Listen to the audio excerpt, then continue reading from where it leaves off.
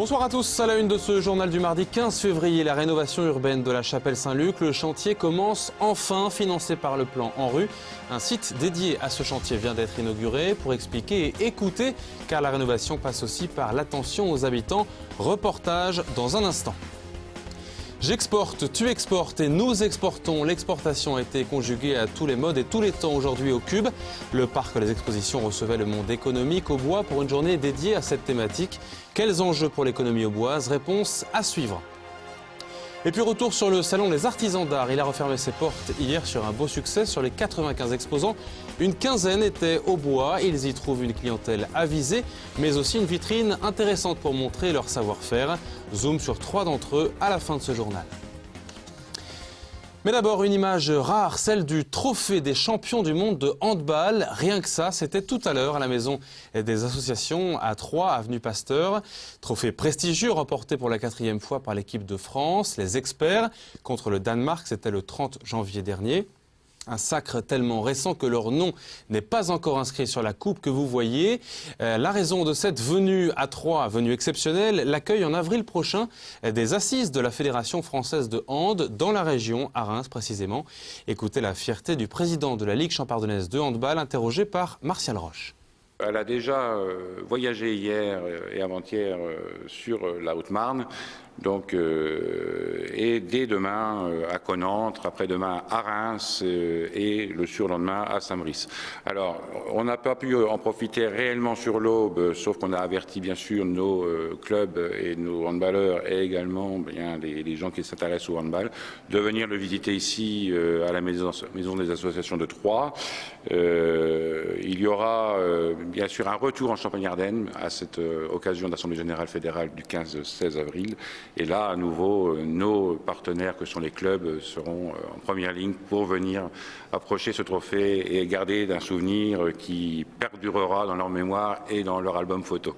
C'est vrai que c'est vraiment exceptionnel. Sport toujours avec une bonne nouvelle pour l'Estac cette fois, qui va sans doute réjouir les supporters troyens. Le club a annoncé ce matin la reconduction du contrat d'éloge. Enza Yamissi, le joueur d'origine centrafricaine, est âgé de 28 ans. Il restera à Troyes jusqu'en 2015.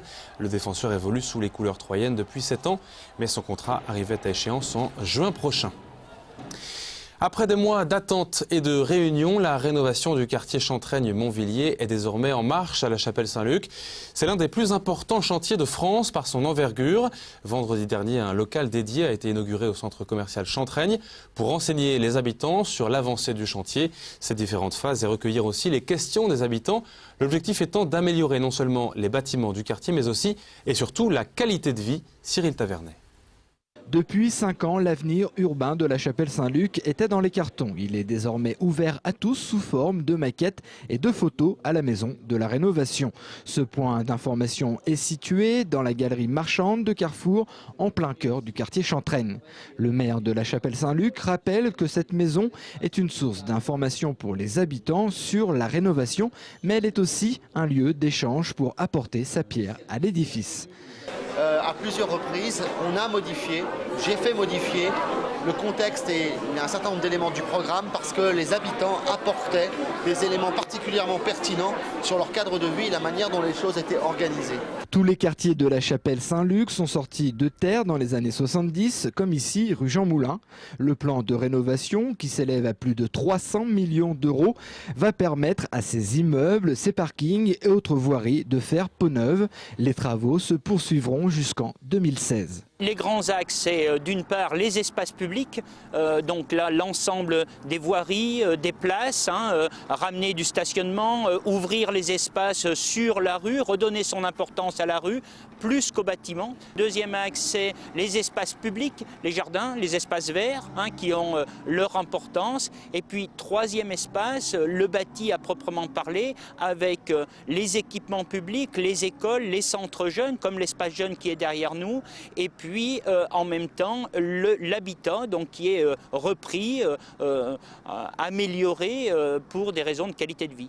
Au pied du collège Camus, cette barre d'immeubles va disparaître. À la place d'ici 2012, un espace vert va naître. L'idée, ouvrir, faire respirer le quartier, inviter la population à pratiquer du sport ou faire des promenades. Derrière nous, un grand centre, un grand espace vert, public, avec, on va dire, trois points centraux, un espace déambulatoire pour qu'on puisse se promener autour de végétation, d'arbres. À l'autre bout et derrière nous, sur le côté de l'espace jeune, un coin plutôt petits enfants, jeunes enfants, et puis au milieu, un grand espace complètement ouvert, plutôt ce qu'on appelle ludique, plutôt un espace de jeu. La rénovation urbaine, ce n'est donc pas seulement changer de look, mais vivre mieux dans un cadre agréable conçu par ses habitants. Preuve en est, cette future plaine ludique a été pensée par des collégiens de la Chapelle Saint-Luc. Et notez que le jeudi 10 mars, Canal 32 installe son plateau à la Chapelle Saint-Luc pour enregistrer un nouveau numéro de Zoom Commune consacré justement à cette rénovation urbaine. C'est un marché économique de taille pour les entreprises de l'Aube et peut-être une opportunité pour sortir du marasme. L'exportation, aujourd'hui se tenait le 7e forum Classe Export au Parc des Expos à Troyes. Il offre une large palette d'idées et de conseils dans ce domaine aux chefs d'entreprise. Quelle est la part de l'exportation dans l'économie auboise et qui peut espérer vendre à l'étranger? Élément de réponse avec Annabelle Millet. Le Forum international a pour mission essentielle de mettre en contact les entreprises régionales avec une quarantaine de représentants de chambres de commerce, de missions étrangères, de sociétés privées de 38 pays. De plus en plus, les entreprises auboises s'intéressent à l'exportation. Elles sont aujourd'hui 300 à travailler à l'international, dont 150 très activement.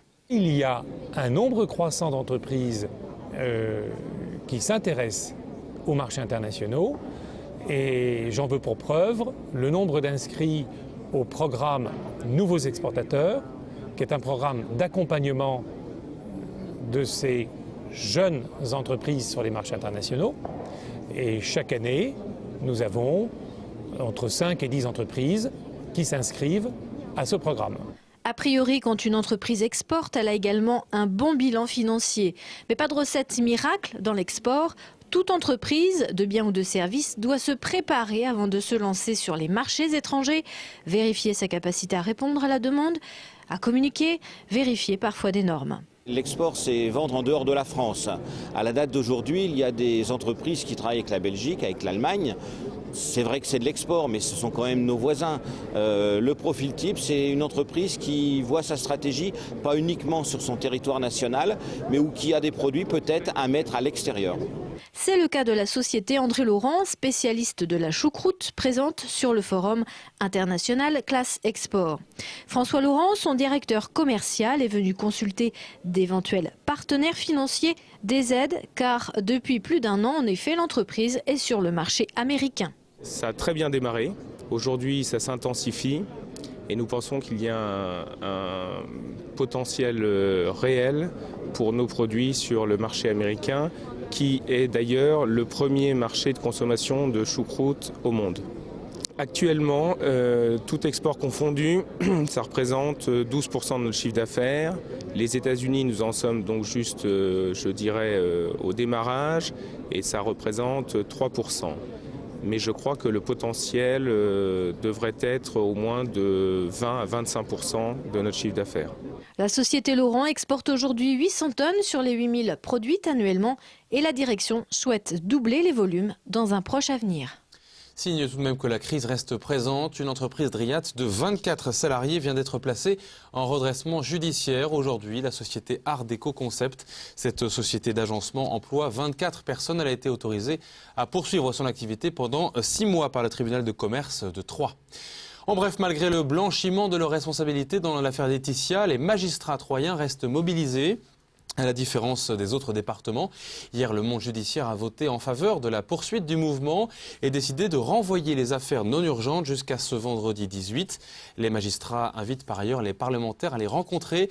Ils demandent également l'organisation d'une réunion de travail avec François Barouin, ministre du Budget et maire de Troyes. Et enfin, ils annoncent l'organisation d'une journée porte ouverte sur le monde judiciaire. Ce sera le samedi 18 juin. Samedi à Troyes, la crèche familiale La Passerelle ouvrait ses portes de manière exceptionnelle pour présenter son activité au public. Un lieu d'accueil ouvert en 1996, accessible désormais à une vingtaine d'assistantes maternelles chaque semaine et à 60 enfants. L'occasion d'en savoir un peu plus sur les propositions de cet espace géré par la ville de Troyes. Le reportage de Martial Roche. Faire garder son enfant quand il ne va pas encore à l'école est parfois compliqué. Certains parents sont réticents à placer leurs petits en crèche collective. Les places ne sont pas toujours disponibles. Et confier son bout de chou à une assistante maternelle indépendante pose toujours la question de la confiance, toute relative chez les jeunes parents. La maison petite enfance familiale de la ville de Troyes est un peu la solution intermédiaire. Un réseau d'assistantes maternelles agréées garde chez elles jusqu'à 3 enfants. Un cocon presque familial pour les petits et une garantie de qualité. Ce sont des dames qui sont quand même professionnelles parce qu'elles ont des formations, on travaille en équipe, il y a une surveillance, on va les voir chez elles. Enfin, moi, je vais les voir chez elles régulièrement, je vais voir les enfants chez elles. Donc, il y a un suivi professionnel qu'on n'a pas chez une assistante maternelle indépendante. Au cœur de ce réseau, la maison petite enfance familiale, une structure proche de la crèche collective. Les assistantes maternelles peuvent y amener les enfants tous les matins, une occasion de sortir et de pratiquer d'autres activités. Déjà, les enfants peuvent rencontrer d'autres enfants, en dehors des 2 autres enfants accueillis chez leur assistante maternelle. Ils rencontrent d'autres adultes, ça leur permet de se socialiser un petit peu d'une façon un petit peu plus importante. En grandissant, on leur propose des jeux de peinture, des gommettes, on leur propose des espaces comme la piscine à balles, des jeux de motricité qui n'ont pas chez leur assistante maternelle, bien entendu. Ce service s'ajoute aux autres services à la petite enfance de la ville de Troyes. La maison petite enfance familiale repose sur 21 assistantes maternelles pour accueillir 61 enfants. Et pour contacter la passerelle, un numéro de téléphone pour les parents, le 03 25 83 28 85. On referme ce journal avec un zoom sur les artisans d'art, le 25e salon qui leur était consacré à refermer ses portes hier soir. Après 4 jours au Parc des Expos à Troyes, parmi les 95 exposants présents, une quinzaine étaient originaires de l'Aube.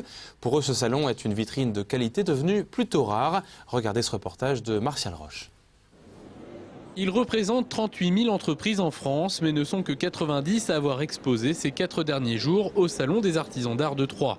Les exposants venaient de toute la France et pour s'offrir la vitrine troyenne, ils ont dû montrer patte blanche. Pour participer au salon, il faut passer devant un comité de sélection, donc donner un dossier complet, justifier de son activité artisanale et artistique, fournir un dossier photo et donc chaque dossier passe devant comité pour validation. Avec 15 artisans présents, l'Aube était bien représentée. La proximité a certes joué, mais le salon de Troyes peut mettre en avant une réputation qui dépasse les limites régionales. Ça attire quand même des amateurs d'art de loin. Après, il va y avoir en France un certain nombre de salons qui vont être régionaux. Ça va donc répartir la clientèle. Ici, c'est le premier salon, donc les personnes qui sont intéressées par les créations d'art viennent à Troyes.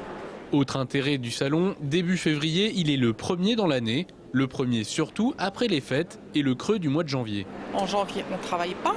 Quand on ne travaille pas, ça veut dire pas de revenus. Rien ne rentre dans la poche. Donc on attend ce salon avec impatience parce que c'est notre premier lieu de vente et de travail. Et ça compte beaucoup pour nous, pour se faire connaître et pour gagner notre vie. Et parmi la palette des métiers représentés, certains ont bien démontré qu'artisanat d'art n'est pas incompatible avec modernité.